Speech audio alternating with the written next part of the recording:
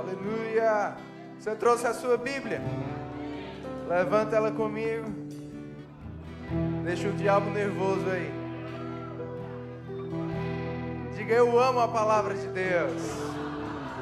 Ela é vida para o meu espírito, salvação para a minha alma e saúde para o meu corpo. Nesta noite, mais uma vez, ela será semeada na boa terra do meu coração e dará muitos frutos. Diga: a minha vida, a minha família e a minha igreja ficarão ainda melhores para a glória de Deus. Se você crê no que você fala, dê o amém mais alto que você puder aí. Amém. Obrigado. Pode sentar. Glória a Deus. Que alegria poder estar com os irmãos, conhecer esse novo templo aqui. Conhecia de ouvir falar. Agora os meus olhos veem, né? Obrigado, pastor Welder, Rafaela. Sempre uma alegria estar com vocês e ver os frutos daquilo que Deus tem feito através desse coração de servo, coração submisso que vocês têm. Eu sei que tem muito mais para acontecer. Você está com expectativas para esse ano de 2026? Amém. O Senhor tem compartilhado comigo já há algum tempo essa palavra, e essa semana, orando sobre o que ministrar aqui, veio essa inspiração e eu sei que Deus vai falar com você. Essa é a sua expectativa nessa noite? Abre comigo no Salmo 91.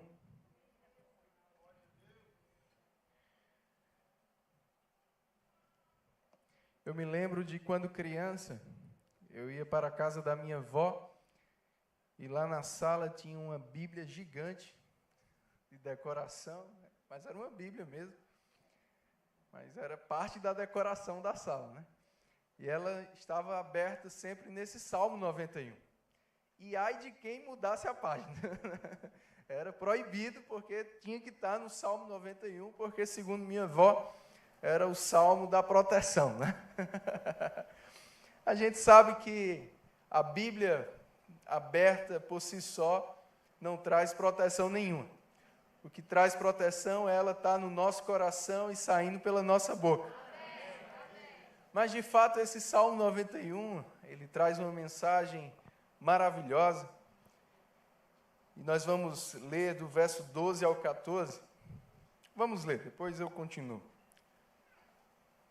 Eles te sustentarão nas suas mãos. Está falando aqui dos anjos, que no verso 11 diz que Deus dá ordem a eles ao nosso respeito para nos guardar em todos os nossos caminhos. Eles te sustentarão nas suas mãos para não tropeçares. Diga: tropeçar. Para não tropeçares em alguma pedra. Pisarás o leão e a áspide, calcarás aos pés o leãozinho e a serpente, porque a mim se apegou com amor, eu o livrarei. Pô-lo-ei a salvo, porque conhece o meu nome. Aleluia. Eu confesso a você que quando eu lia esse versículo 13, muitas vezes por não entender o que ele podia estar dizendo, né, tem uma figura de linguagem aqui: pisarás o leão e a áspide, calcarás aos pés o leãozinho e a serpente. Eu não entendia muito. Né? Mas depois que a gente estuda no Rema, e eu quero reforçar o aviso que foi dado aqui, se você ainda não estudou no Rema, você precisa estudar, conhecer a palavra de Deus de uma maneira mais profunda e prática, que vai te ajudar no teu dia a dia. Amém? E no Rema a gente tem uma matéria maravilhosa chamada autoridade do crente. E a gente aprende que essa figura, né, de linguagem, essa imagem dos pés, do pisar, em toda a Bíblia, ela diz respeito à autoridade, a triunfo, a vitória. No Salmos 8, versículo 6, diz que Deus pôs todas as coisas debaixo dos pés. E Paulo cita essa passagem lá em Efésios capítulo 1, versículo 22, dizendo que Deus deu todo o poder dele à igreja, colocando, né, todas as coisas, todos os inimigos debaixo dos nossos pés. Amém? Em Lucas 10:19, a gente vê Jesus enviando os seus discípulos, e ele disse: eu vos dou poder para pisardes serpentes e escorpiões. Em Romanos 16:20, Paulo fala que o Deus da paz esmagará Satanás debaixo dos nossos pés. Amém? E essa é a promessa de redenção, né?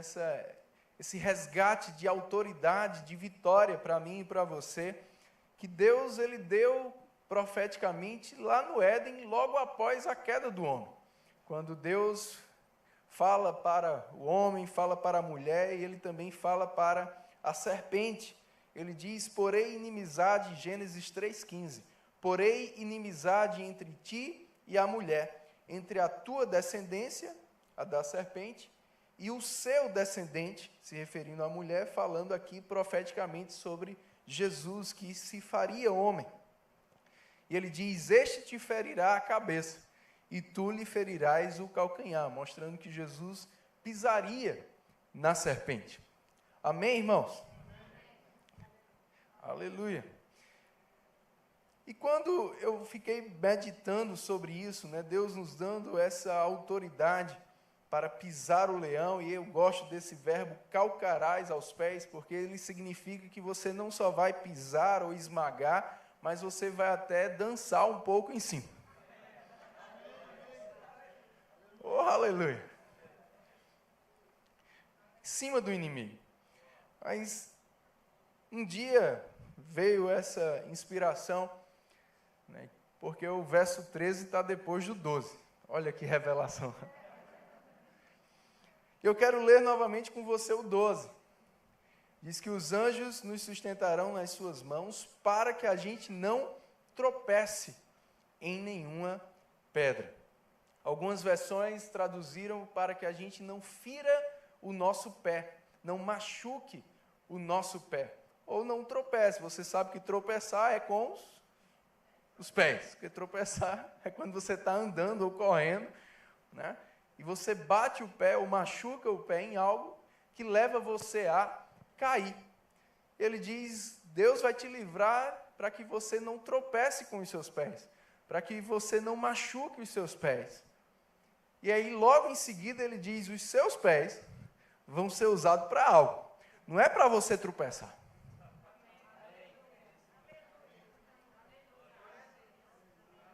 Os seus pés não é para você tropeçar.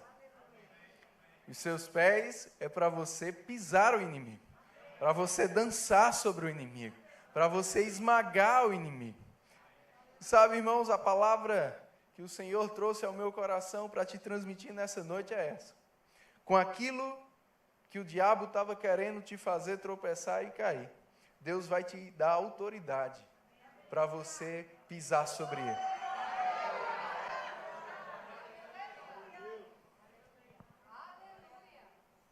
Eu não sei o que você pode considerar como os pés, mas aquilo que parecia ser um motivo de tropeço, aquilo que o diabo queria usar para te fazer tropeçar e cair, Deus vai te dar autoridade para você pisar e envergonhar ao inimigo. Aleluia! Aleluia! Em Judas, versículo 24, diz que Deus é poderoso para nos guardar de tropeçar. Você crê nisso? Amém.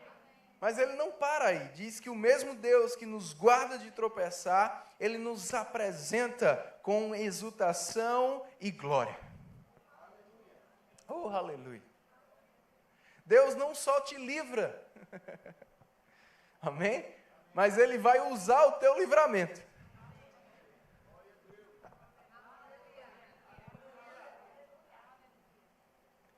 Aleluia. Vai para 2 Coríntios, capítulo 1.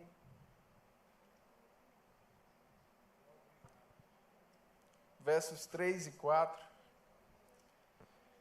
diz assim: bendito seja o Deus e Pai de nosso Senhor Jesus Cristo. Eu gosto como ele traz aqui esse atributo do caráter de Deus, o Pai de misericórdias e Deus de toda consolação. Uau!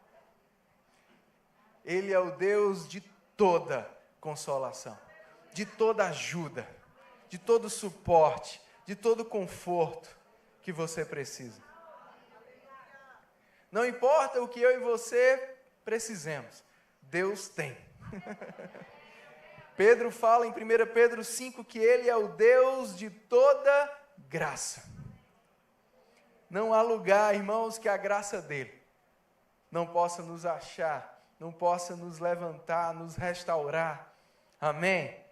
Nos fortalecer. Ele é o Pai de misericórdias e Deus de toda consolação.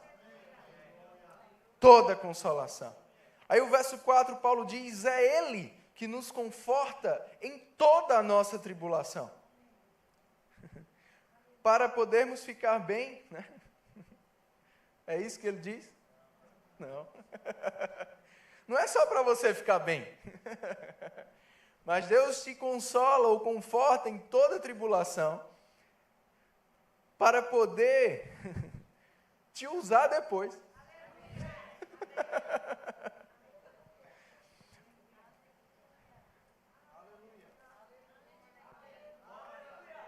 Para podermos consolar os que estiverem em qualquer angústia, com a consolação com que nós mesmos somos contemplados por Deus. Uma outra tradução diz, com a consolação com a qual você é consolado, você irá consolar a outros.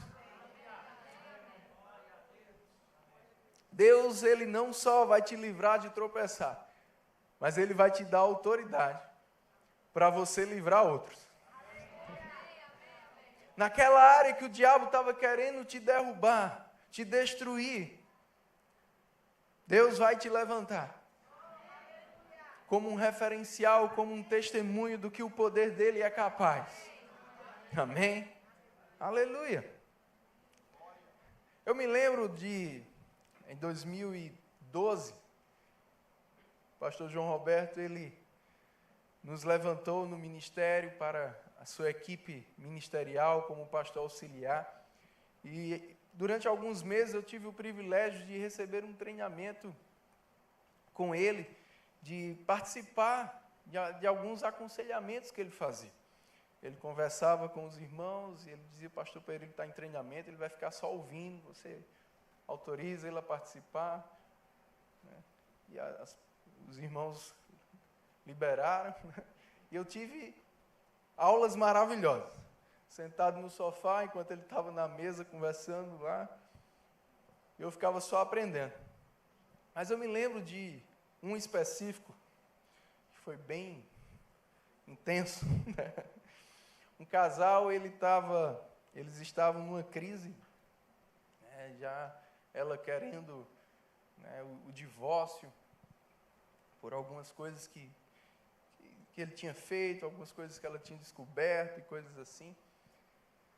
E quando a gente entrou, né, eu sentei lá no sofá e ela começou a falar, e logo veio algumas ofensas e ele foi se defender, né, e levantou a voz, ela levantava a voz, e estava aquele ambiente horrível.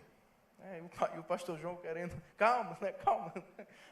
Ouvia um lado, aí o outro assim, calma, vai chegar a sua vez, né, tentando intermediar ali para entender a situação. Depois de vários minutos de discussões ali entre eles, o pastor João disse, agora vocês vão me ouvir. E enquanto isso eu estava perplexo. Que obra é essa?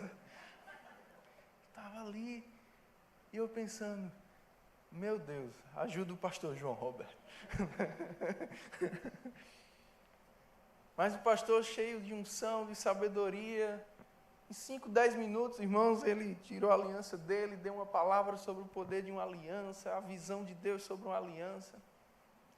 Eu te digo, 10 minutos depois, aquele casal estava ali quebrantado, Depois eles já estavam ali se abraçando, se perdoando. E o pastor João orou por eles e eu estava mais impressionado ainda. E depois o pastor marcou uma nova conversa, deu algumas instruções e marcou uma nova conversa de acompanhamento com eles. E quando eles foram saindo, aí o pastor chama eles de volta. Vem aqui novamente. Veio algo ao meu coração. E o pastor João Roberto disse: vocês ainda serão usados por Deus para abençoar muitas famílias. Vocês serão uma família referencial nessa igreja. E vão salvar muitos casamentos. Aí eu fiquei mais perplexo ainda. Porque depois de tudo que eu vi e ouvi, né, escandalizado como eu estava com a situação do casamento dos irmãos, a primeira coisa que veio à minha cabeça foi: o pastor João é doido mesmo, né? E ele falou aquilo com ousadia, irmãos, e eles ouviram aquilo, eu acho que nem eles acreditaram. Mas o pastor João disse: pode ter certeza do que eu estou dizendo. E eles saíram. E deixa eu te dizer, irmãos, esse casal hoje na nossa igreja é um referencial de casal e de família. Essa mulher hoje, ela tem um trabalho com mulheres sensacional. E ela é usada por Deus para abençoar, para ajudar e resgatar muitas mulheres em seus casamentos. E eu me lembrei desse testemunho pensando sobre essa mensagem. Porque naquela área que o diabo queria, ou estava fazendo eles tropeçarem, machucando eles, hoje, Deus não só restaurou, não só os livrou do tropeço, da queda, da vergonha, das consequências, mas deu autoridade nessa mesma área. Oh, aleluia. Oh, aleluia. Porque com a consolação com a qual você é consolado por Deus, Deus vai te usar para consolar outros. Eu não sei em que área o diabo estava querendo te machucar em 2025. Mas nesse ano, é você que vai machucar ele. Sendo um testemunho vivo do poder de Deus. O salmista diz: porque a mim se apegou com amor. Eu vou livrá-lo, mas eu também vou glorificá-lo. Tudo que eu e você precisamos fazer, meu irmão, é se apegar ao Senhor com amor. Se apegar à palavra, se apegar às instruções, se apegar às direções, se apegar a Ele em amor. E Ele vai nos livrar, Ele vai nos guardar de tropeçar, mas Ele também vai nos levantar como um referencial vivo do seu poder, da sua glória. Oh, aleluia, como um testemunho, uma inspiração, um referencial para outros, porque com aquilo que Ele nos consolou, Ele nos usa para consolar a outros. Aleluia. A gente vê isso, irmãos, ao longo de toda a Bíblia. Amém?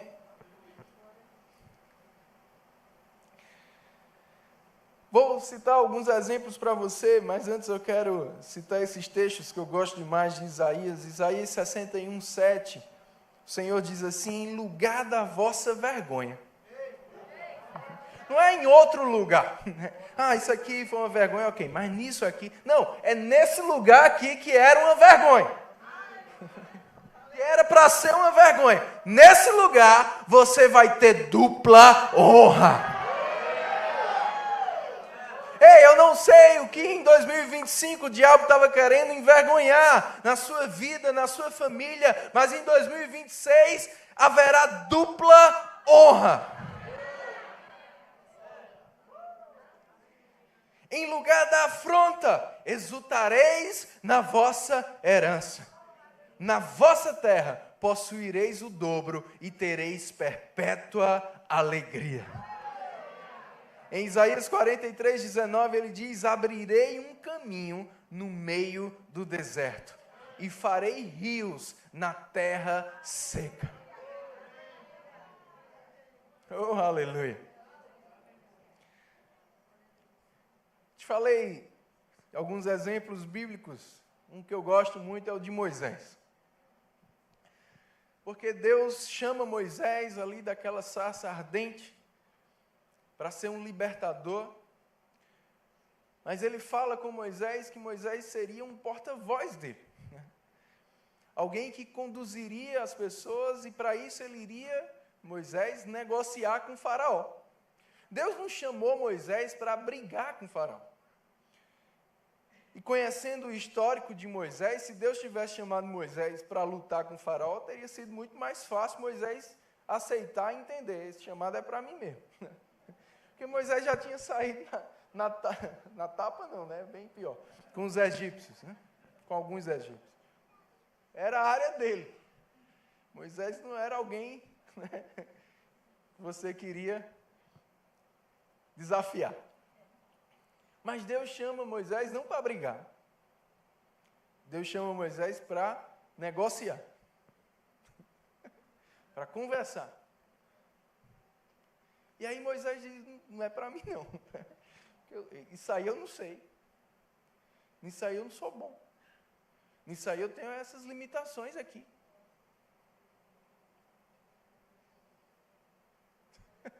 Estou deixando você pensar. Eu gosto do que D.L. Moody fala sobre Moisés. Ele diz assim, Moisés passou 40 anos achando que era alguém. Ele estava na linhagem de herdeiros de Faraó. Depois que ele descobriu, né, quem ele era, ele passa 40 anos aprendendo que não era ninguém. Mas depois que ele recebe o chamado de Deus, ele passa 40 anos vendo o que só Deus pode fazer com ninguém. Em 1 Coríntios capítulo 1,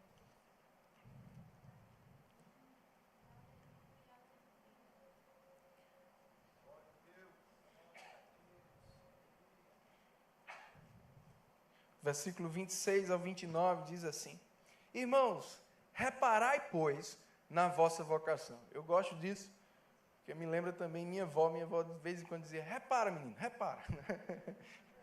Paulo diz, repara aí, na vossa vocação. Visto que não foram chamados muitos sábios segundo a carne, nem muitos poderosos, nem muitos de nobre nascimento, pelo contrário, Deus escolheu as coisas loucas do mundo para envergonhar os sábios, e escolheu as coisas fracas do mundo para envergonhar as fortes. E Deus escolheu as coisas humildes do mundo e as desprezadas, e aquelas que não são, para reduzir a nada as que são. Então, Deus gosta desses desafios. Porque Deus não vai te usar naquilo que você, naturalmente ou na tua própria força ou habilidade, é bom. E é isso que ele explica no versículo 29. Ele diz, a fim de que ninguém se vanglorie na presença de Deus. Porque se Deus usasse a gente naquela área que a gente é bom, pudesse ser que a gente nem lembrasse que foi Ele usando. Isso aqui eu sou bom demais. Mas Deus te chama naquela área que você não é tão bom.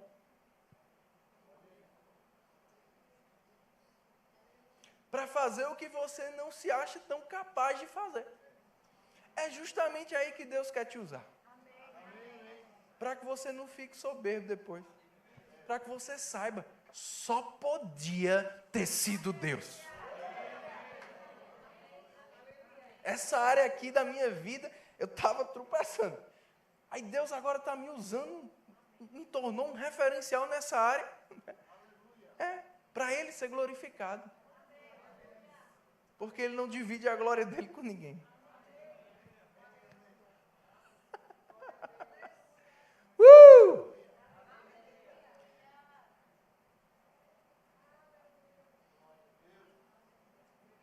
Gideão, covarde, mole, né? se via tão incapaz. Eu sou o menor da minha casa, que é a menor casa do menor lugar. Se escondendo. Deus levanta Gideão para ser o líder de um exército. Um guerreiro. Davi, mais novo, esquecido.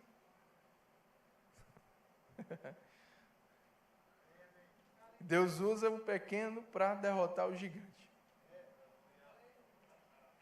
O que falar, irmãos, dos discípulos de Jesus? Você já parou para ver o currículo dos 12? Talvez nenhum de nós, naturalmente falando, no lugar de Jesus, escolheria um daqueles.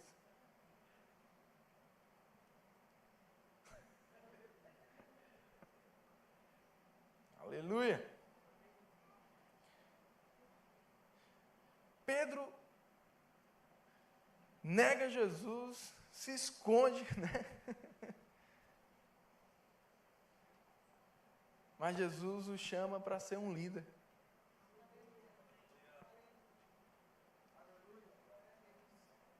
Para se levantar diante de 3.000 pessoas, defendendo a sua fé. Aquele que negou a sua fé diante de uma mulher. Agora não. Depois, ele não só foi livre de tropeçar, como ele é usado por Deus naquilo que o diabo queria envergonhar ele. Vou falar de João. Um homem que o próprio Jesus colocou um apelido nele. Filho do trovão.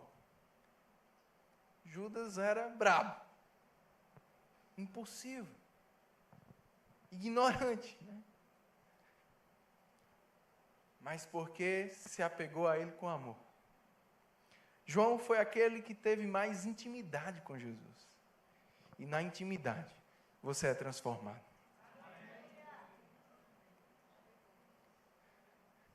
Quando o pessoal de Samaria não recebeu Jesus muito bem, João chegou e disse: Jesus, vamos orar por eles.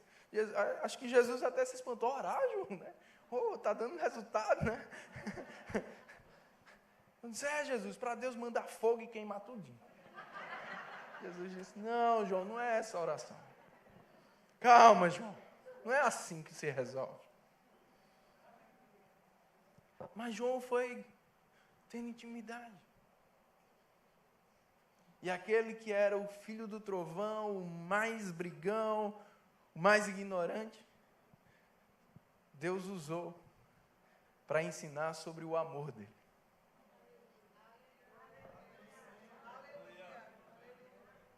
Somente na primeira epístola de João você vê 40 vezes o verbo amar. E João se torna conhecido depois não mais como o filho do trovão, mas como o apóstolo do amor. Porque naquela área que João tropeçava, porque ele se apegou com amor, porque ele foi íntimo,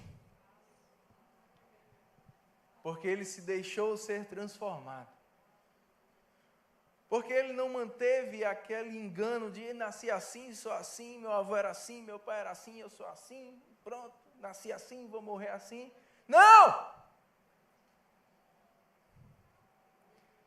Deus quer usar o que não é, para confundir o que é. Quando esse mesmo João, junto com Pedro, se levanta lá depois do dia de Pentecostes, diz que quem conheceu eles antes, foram só 3 anos e meio, irmãos. Mas diz que quem conheceu eles antes e viu, isso é João e Pedro, aqueles lá, pescadores. Meu Deus! Ficaram boquiabertos. Ei, eu declaro que vai ser assim com você.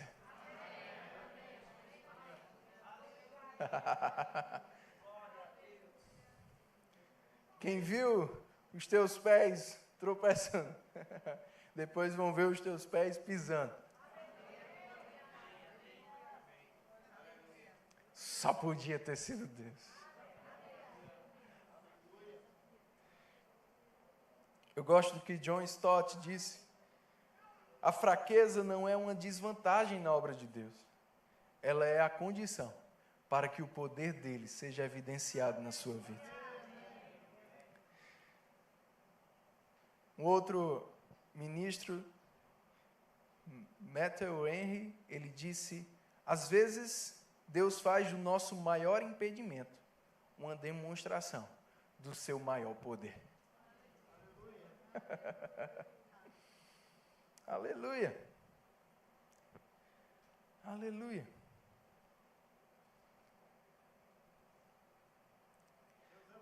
Vou encerrar com duas outras histórias bíblicas. A primeira delas, a gente vê lá no final de Gênesis 11. Deixa eu te contextualizar para você entender melhor. A gente sabe que desde o início Deus fala para o homem, né, multiplique-se e se espalhe por toda a terra. Foi assim também que Deus falou para Noé e seus descendentes depois do dilúvio: multipliquem-se e encham toda a terra. Mas alguns dos descendentes de Noé, a gente vê lá em Gênesis 11, indo pelo caminho oposto, querendo construir aquela torre que foi chamada de Torre de Babel, para ficar ali. E veio o juízo novamente, né? Deus confundiu as linguagens, criou outros idiomas, né? Deu emprego à Sandrinha. Ela é professora de inglês, por isso é a piada.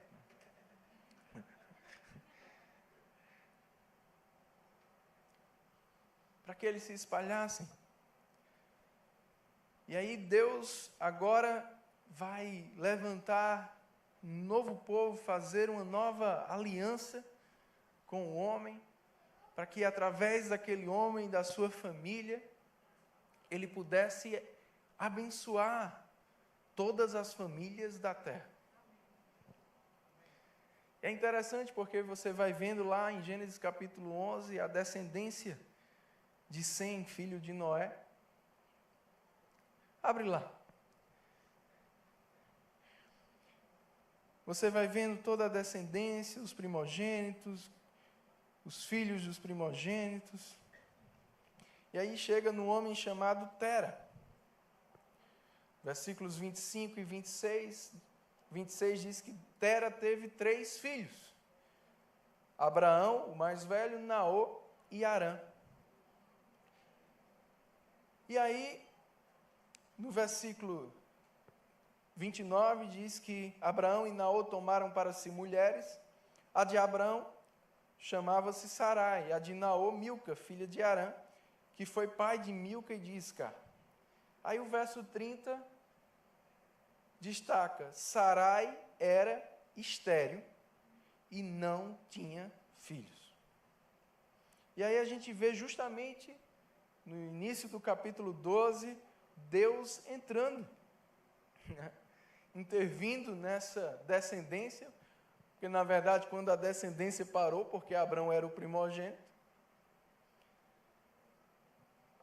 Deus entra e escolhe justamente aquele que não podia. Abraão, sai da tua terra, da tua parentela, vai para uma terra que eu te mostrarei. E aí Deus fala para Abraão, né, da tua descendência eu vou fazer. Eu acho que Abraão olhou e disse: qual?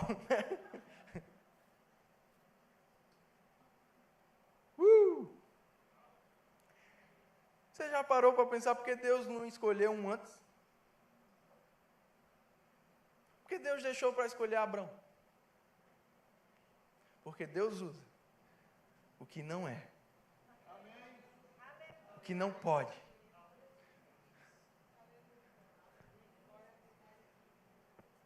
Precisava formar um novo povo.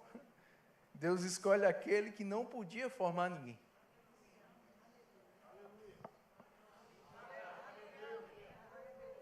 Estou deixando você pensar. Parecia que a descendência tinha terminado. Mas quando parece que está terminando, Deus começa. Agora eu entro. Quando não tinha mais jeito, Deus entra. Ei, quando não tinha mais jeito, Deus entra.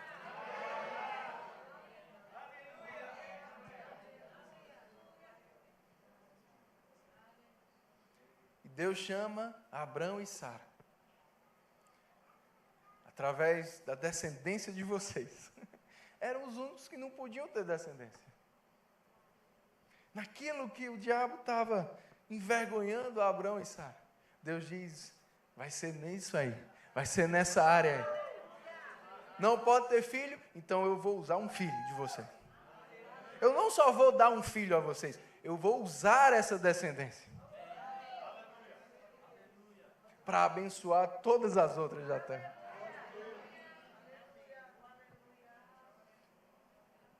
Aleluia! Aleluia!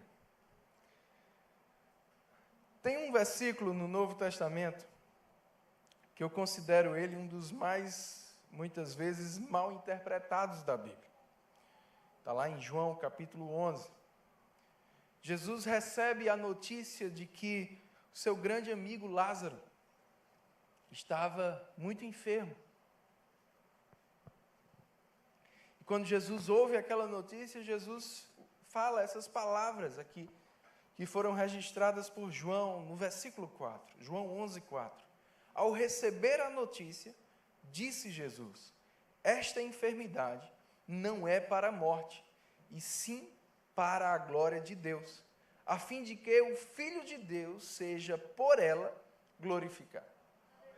E muitas pessoas, infelizmente, pensam ou interpretam, tirando esse versículo, ou isolando ele não só do seu contexto, mas de toda a Bíblia, né, de que Jesus estava dizendo ali que é como se Deus tivesse dado essa enfermidade a Lázaro para poder glorificar, né, ser glorificado. A Deus deu, né, como Jó falou, né, sem conhecimento, Deus deu, Deus tira, Deus dá, Deus tira. Deus colocou a doença em Lázaro para depois Deus poder ressuscitar Lázaro. Mas, irmãos, a gente conhece o caráter de Deus. Deus é bom. Tiago diz que toda boa dádiva, todo dom perfeito vem do Pai das luzes. Jesus foi a expressão exata do caráter de Deus. E Atos 10, 38 diz que Jesus andou por toda parte, fazendo o bem e curando os oprimidos do diabo. Doença vem do diabo. Mas Deus, irmãos, Ele pode desfazer as obras do diabo. E é isso que Jesus está dizendo aqui. Embora Lázaro esteja nesse quadro, nessa situação, Jesus estava dizendo, eu creio que Deus vai ser glorificado. E a gente sabe o que aconteceu. Quando Jesus, mesmo dias depois de Lázaro estar morto, diante do túmulo dele, diz, Pai, graças te dou, porque sempre me ouves. Talvez se referindo a essas palavras aqui. E Lázaro ressuscita. No capítulo 12, versículo 9, diz que soube numerosa multidão dos judeus que Jesus estava ali e lá foram, não só por causa dele, mas também para verem Lázaro, a quem ele ressuscitara dentre os mortos. As pessoas vieram para Betânia, ouviram falar do que aconteceu e foram até Betânia, não só para ver Jesus, mas para ver também Lázaro, para ver aquele testemunho vivo do poder de Deus. Deixa eu te fazer uma pergunta nessa noite. Onde estão os teus testemunhos?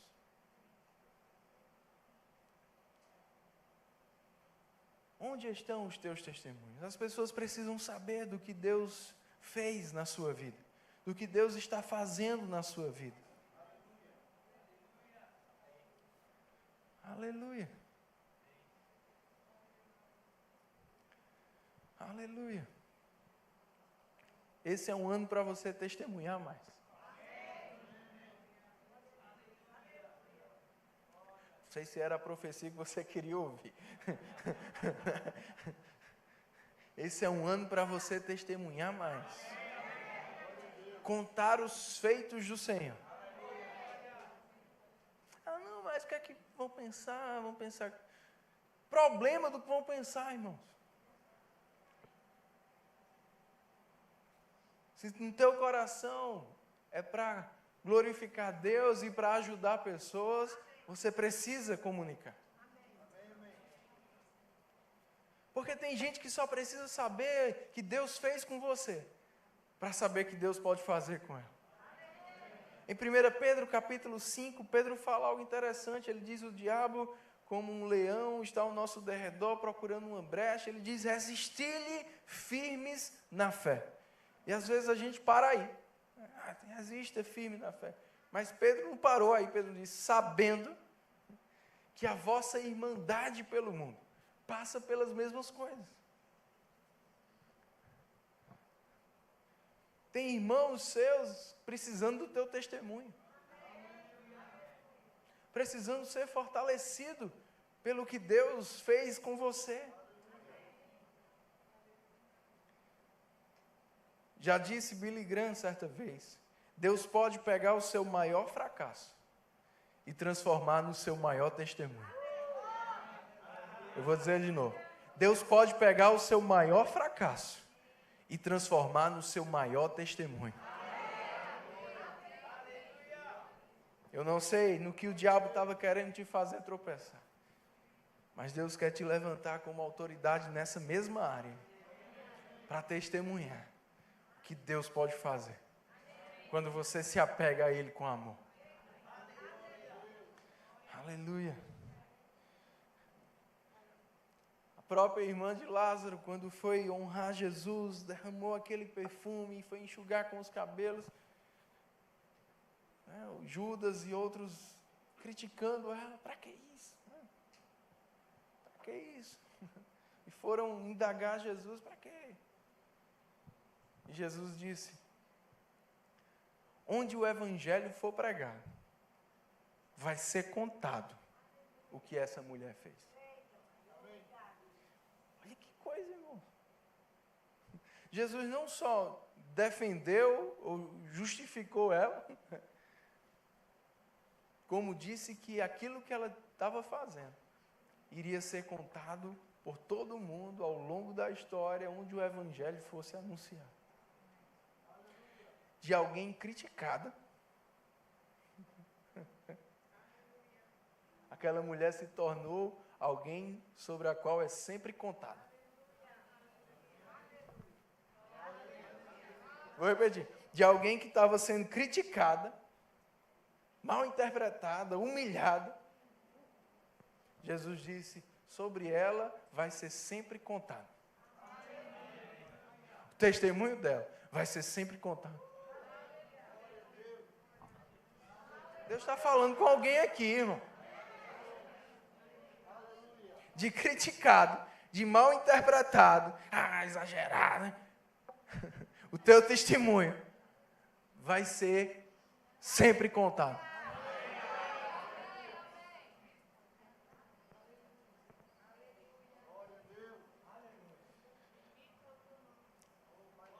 E o que Jesus disse? Em Lucas 7,47, sobre ela. Os pecados dela, que são muitos, está na versão NVT, os pecados dela, que são muitos, foram perdoados, e por isso ela demonstrou muito amor por mim. Mas a pessoa a quem pouco foi perdoado, demonstra pouco amor. Quanto mais você se apega a Ele com amor, mais você experimenta o que só Ele pode fazer. Mais intenso você fica. Quando você entende o que Ele fez por você, quando você entende do que Ele te livrou de tropeçar, você não vai estar nem aí para quem pode te criticar, meu irmão. Porque você sabe o que Ele fez por você. Você sabe o que Ele fez por você. Aleluia. Existia um homem em Gadara com uma legião de demônios. Diz que ninguém nem podia passar por aquela estrada mais. Aquele homem estava atormentando aquele lugar, as pessoas daquelas cidades. Ele estava numa estrada e ninguém podia passar por ali. E Jesus foi.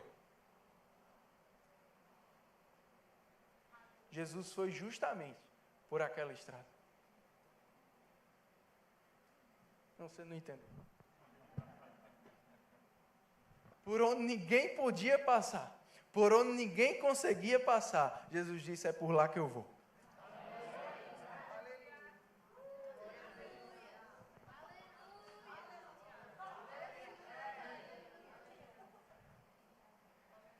Quando Jesus vai se aproximando, aquele homem, os demônios, na verdade, falam, já viestes nos atormentar?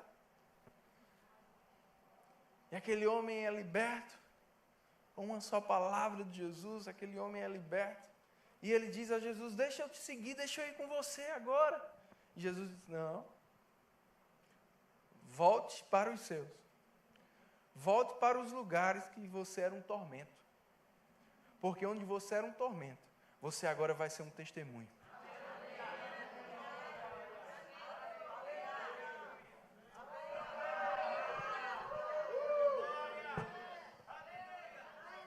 Volte para aqueles lugares lá. Aquelas pessoas que te viram como um tormento, agora vão te ver como um testemunho.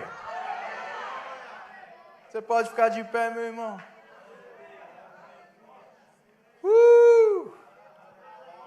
Eu sei que Deus falou com você nessa noite. Fecha os teus olhos, faz a tua própria oração a Ele. De entrega, de consagração. Eis-me aqui, Senhor. Eu quero ser um testemunho vivo. Com aquilo que você tem me consolado, com aquilo que você tem me transformado, com aquilo que você tem me ensinado, com aquilo que você tem me fortalecido, me restaurado. Eu quero ser um instrumento teu para outros nessa mesma área. Nessa mesma área. Oh, aleluia.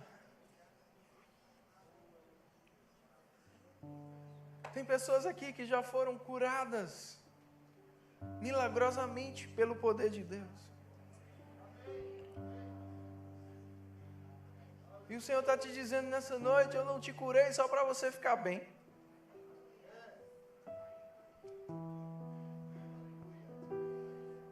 Eu quero te usar. Eu quero usar suas mãos. A unção da cura.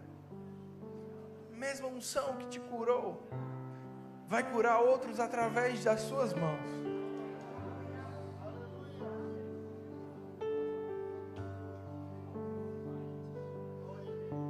Aquilo que o diabo estava te machucando, Deus vai te dar autoridade para você pisar sobre ele, para você dançar sobre ele, em triunfo, em vitória, desfazendo as obras dele.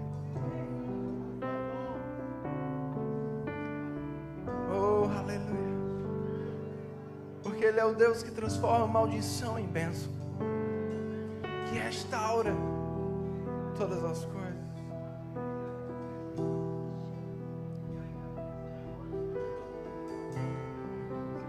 Aleluia.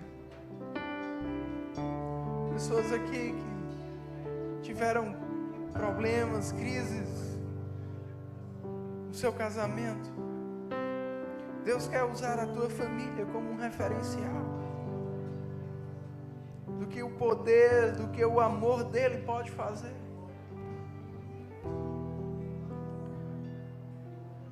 Talvez você que não teve um bom referencial de casamento nos seus pais, Deus quer mudar a história da tua família. Talvez você diga, não, mas isso aqui, esse problema aqui já vem de geração. Ei, Deus quer entrar, fazer uma descendência nova. Você pode orar em outras línguas. Deus está falando com pessoas aqui. Chamados estão sendo reaquecidos nessa noite.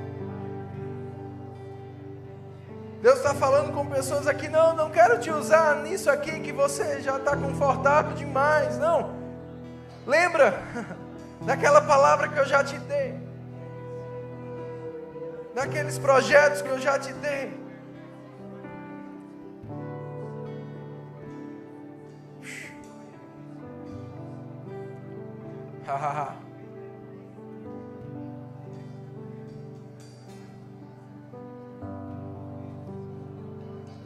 Pessoas aqui que o diabo já envergonhou na área financeira. O Senhor quer te fazer prosperar, meu irmão, para que através da tua generosidade você possa envergonhar o diabo. Só precisamos nos apegar a Ele com amor, nos apegar às suas instruções, aos seus princípios, às suas inspirações.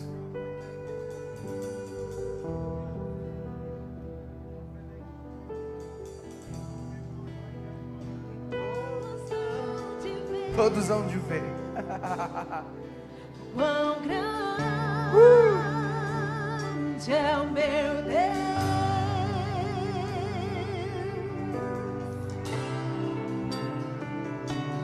Quão grande é o meu Deus. Cantarei quão grande é o meu Deus. E todos hão de ver quão grande é o meu Deus. Ele é grande, o esplendor de um rei,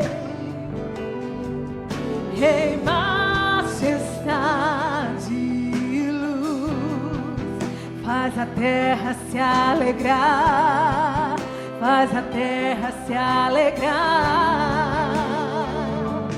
Ele é a própria luz,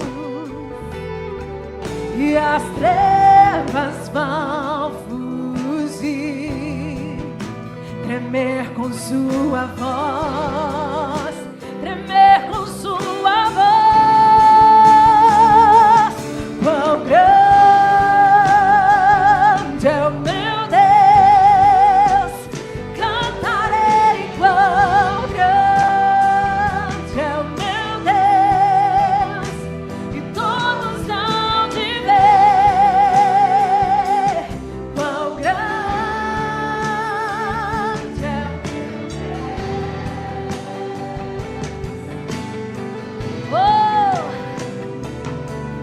Por gerações Ele é,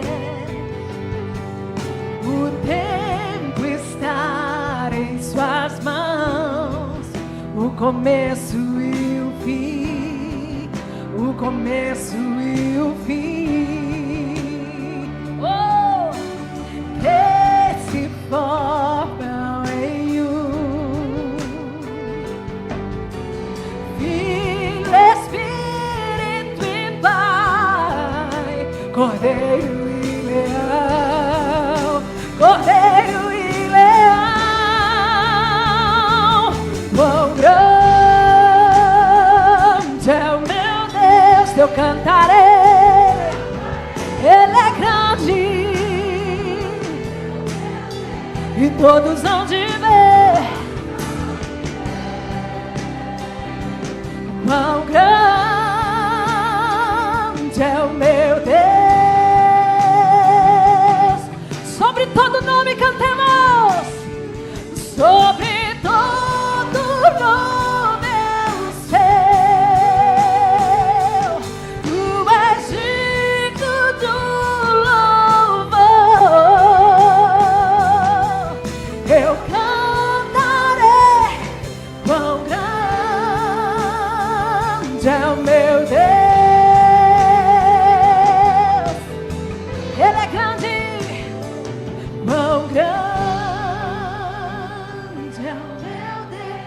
eu cantarei. É o meu Deus.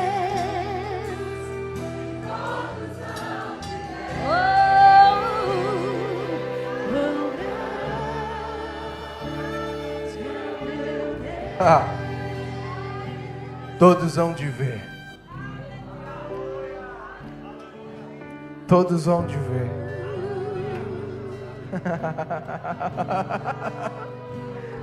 Todos hão de ver.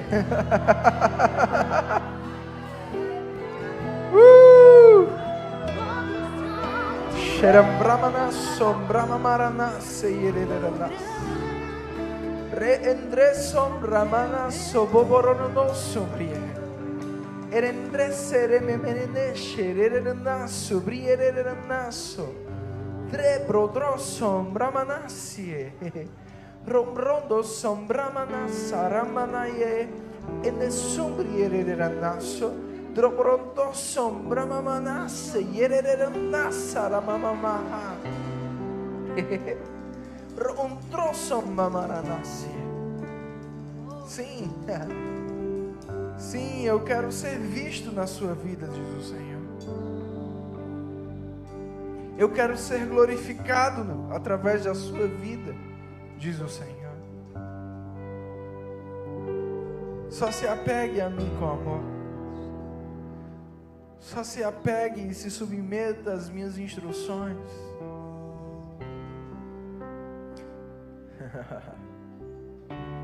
Eu te darei dupla honra, diz o Senhor. Todos hão de ver. Todos hão de ver. Para que saibam que assim como eu fiz na sua vida, eu posso fazer na vida deles.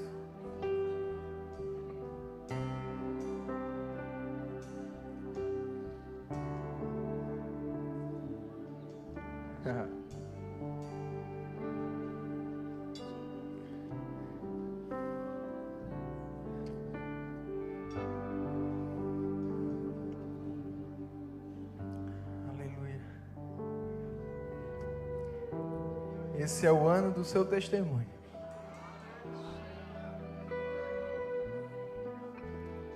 Sabe, irmãos, aquela mulher que sofreu por 12 anos de uma hemorragia. Mas quando ela ouviu falar de Jesus e ela começou a dizer consigo mesma que iria tocá-lo e seria curada. E ela atravessa de forma, no anonimato ali, aquela multidão. E toca em Jesus e ficou curada. E por ela ali já estava bom demais. Ela já podia ir para casa. Ninguém nem ia ficar sabendo. Mas Jesus para e pergunta: quem me tocou? Todo mundo te tocando. Jesus olha o tanto de... Não, saiu o poder. Foi diferente. E aquela mulher... antes despercebida, ou talvez quando ela foi passando ali pela multidão, se arrastando para tocar em Jesus, foi criticada.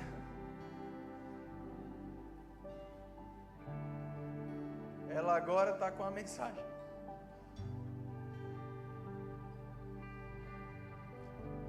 Tem pessoas aqui que você gosta do anonimato. E Deus está te dizendo, é por causa disso que eu quero te usar.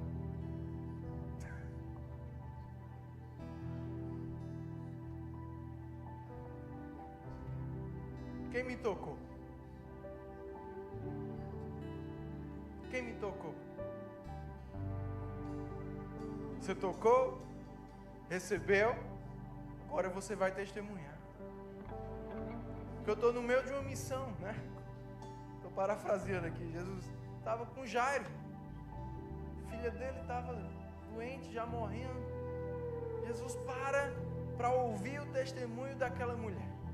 Porque ele sabia que Jairo precisava ouvir aquele testemunho. Tem alguém que precisa ouvir o teu testemunho.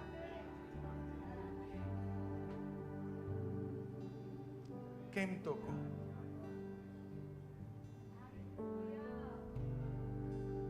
recebeu do meu poder.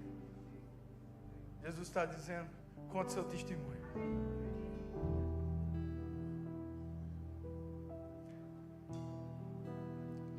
Todos vão te ver. Vamos cantar isso novamente.